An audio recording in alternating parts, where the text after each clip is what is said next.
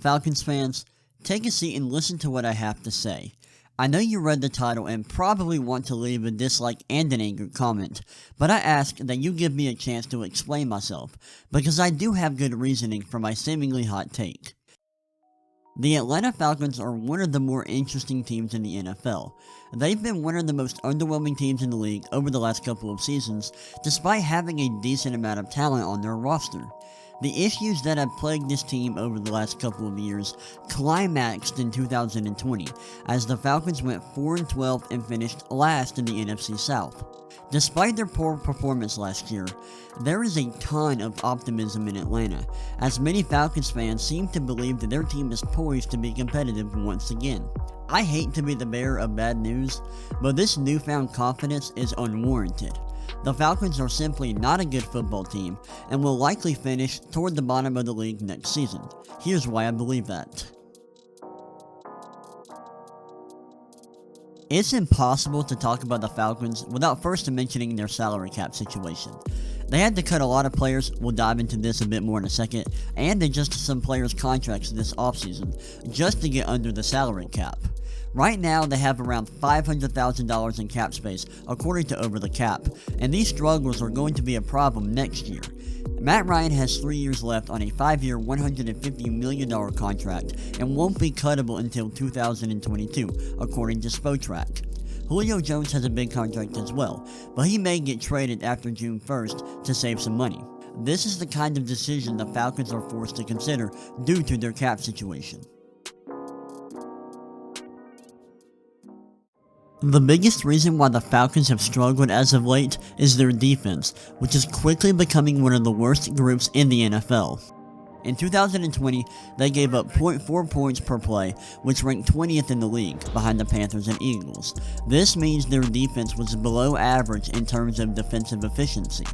To be completely honest, this number isn't awful. It's bad, but not awful. However, there are still reasons to be concerned. The main reason why the Falcons aren't a bottom 5 team in terms of defensive efficiency is because their run defense is very solid.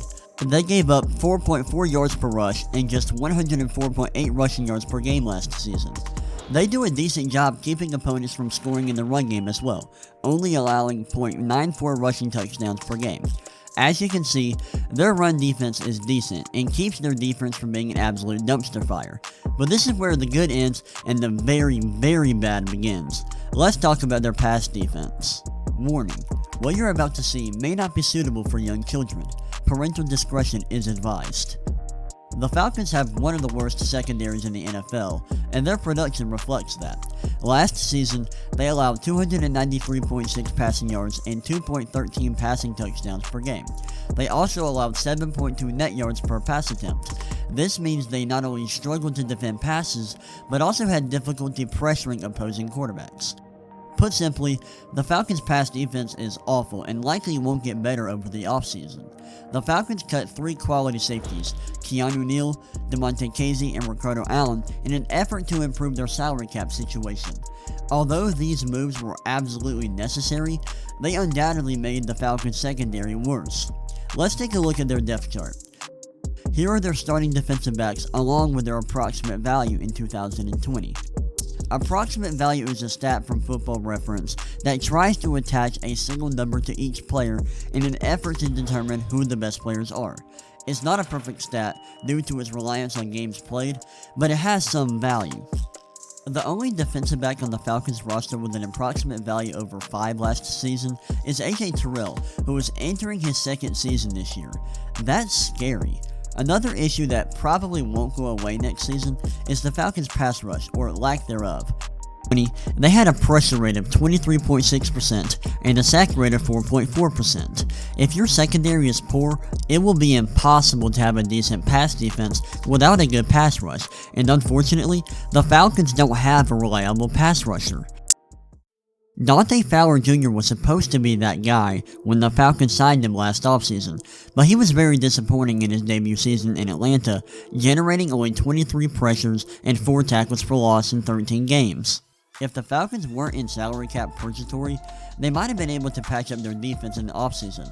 Unfortunately, they're strapped for cap space and weren't able to do so. Since they weren't able to make any big signings, it's likely that their defense will be even worse next year. Luckily, the Falcons are bringing in a new coaching staff, including a new defensive coordinator. Maybe this change will lead to improvements, but I doubt it. They simply don't have the talent to be an above-average defense, and I wouldn't be shocked if they had the worst pass defense in the NFL next season. Having a bad defense isn't the end of the world, as long as you have an elite quarterback.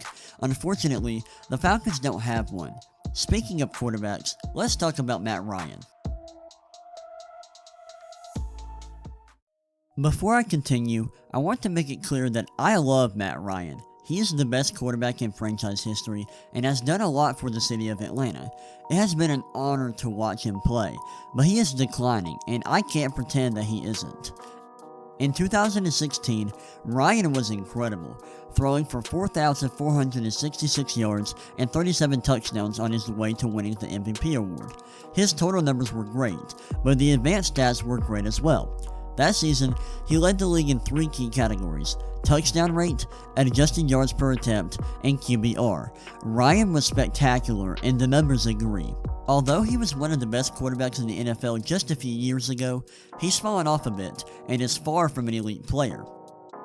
Last season, Ryan threw for 4,581 yards, 26 touchdowns, and 11 interceptions, while completing 65% of his passes. Those numbers look good, right? Sure, but he wasn't an efficient passer. He had a touchdown rate of 4.2%, an interception rate of 1.8%, an adjusted yards per attempt of 7.4, and a QBR of 67. This wasn't an outlier season though, as he was even worse the year before. Passing efficiency is a great way to judge quarterbacks, and as time passes, Matt Ryan continues to throw the ball inefficiently. If the Falcons want to be successful, they need Matt Ryan to play well. Their defense is simply not good enough for Ryan to continue playing at an average to below average level. Can he get back to playing like a top 10 quarterback under new head coach Arthur Smith? Sure, maybe, but that's a lot to ask of a quarterback who's heading into his age 36 season. The Falcons have officially hit rock bottom. Their defense is terrible yet worsening, and they don't have a good enough offense or starting quarterback to overcome it. To make things worse, their salary cap situation is a nightmare, and will keep them from being able to improve their roster anytime soon. But what if I told you this wasn't the end of the world? They are nearing a full rebuild, and accumulating a plethora of draft picks and cap space is the best way to successfully complete this process. The Falcons just drafted Kyle Pitts, who is likely to be a perennial Pro Bowler as a tight end wide receiver hybrid, and they'll probably have a high pick for the next couple of years. If they're picking high enough next year, they could draft a potential franchise quarterback in Spencer Rattler, Sam Howell, or even Malik Willis. Since Matt Ryan will still have one more year left until he gets cut, their rookie quarterback can sit on the bench and develop for a year like Patrick Mahomes did in 2017. Then when Ryan gets released in 2022, the young gunslinger can take over as the starting quarterback.